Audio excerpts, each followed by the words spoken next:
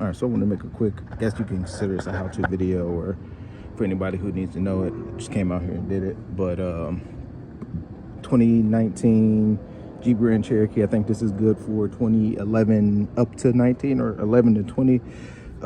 Windshield wiper nozzle, one of the nozzles had broke, and then the actual hose piece broke. I had it temporary, where's the light? I had it temporary fixed for a little bit, just with a clamp, but ended up just ordering the kit off of eBay, like 60 bucks or whatever.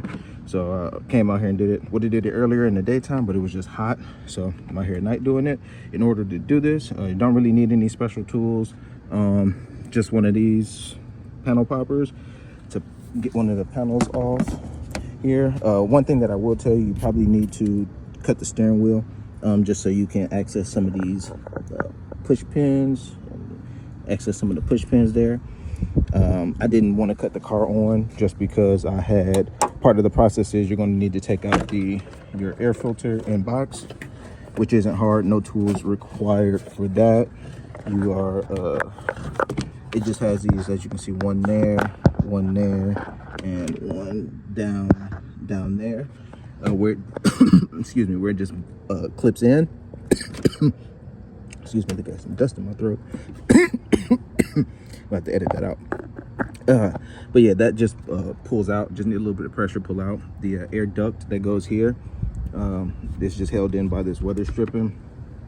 So once you get the air box out, just pretty much follow the routing all the way around. There's a little piece that sits here. You see it has this little hole here. It's blocked by my camera, my light. But excuse me, this screw here is where this one goes. Damn. Shit. There's a little washer that screws on there. It's not threaded on tight, hand tight. Just be careful when you take it off. Mine did fall. It hit the ground, of course, so you just got to get under the car and get it. But once you do that, it has these little bitty ears. Here, some tabs. There's one tab here, so snap that tab. But then there are these two tabs here on both ends that hold that little piece in place.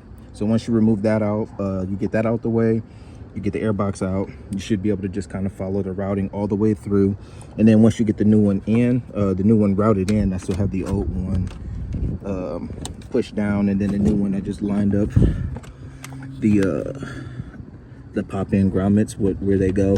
I didn't clip them in yet just because I want to make sure all the routing is good and it's not too tight. I want to be able to adjust it if I need to. So once you do all of that and you get the routing right and you go through down here, oh, let me get the light. Down underneath in here, you see, I gotta get better angle. 1 second. Oh.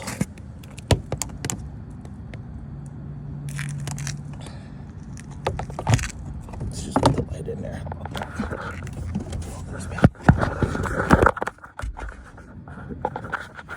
So right there is where it connects to. You see where it's a little wet.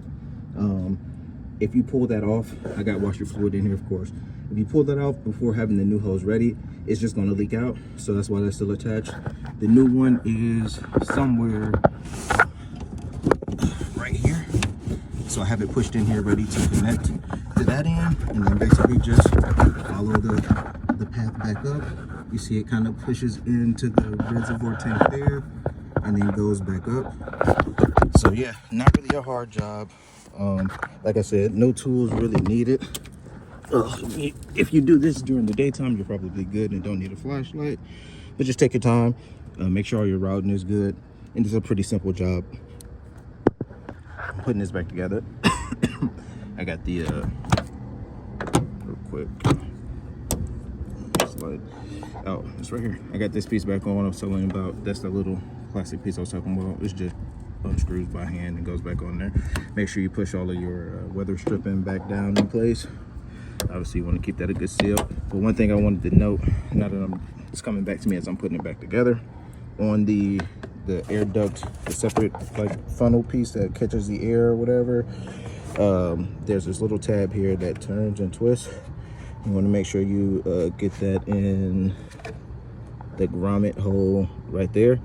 If you try and just pull it off, you're gonna tear it up. So just be careful when you're putting that back in. All right, got everything all, and I mean, I didn't finish putting this in yet because I just want to make sure everything is good. Got everything routed, double check to make sure there were no active leaks. Just make sure when you putting the new nozzles in, the car is dirty because it's pollinated out here. Once you're putting those nozzles on and you're pushing the rubber on, just be gentle. For some reason these things get old and brittle and like to snap, so I just want to make sure everything is shooting properly before I finish. And again, I didn't turn the car on to turn the wheel because I had the air duct and all that stuff off. There we go. Fluid, so I know that we're good there. And then I'm gonna just check for any leaks or any kinks or anything like that. Now that I know that that's good. Yeah, and that's pretty much it. Pretty straightforward. I don't know if there's any videos or anything like this on there now, but yeah, how you change the windshield wiper fluid hosing on a Jeep Grand Cherokee.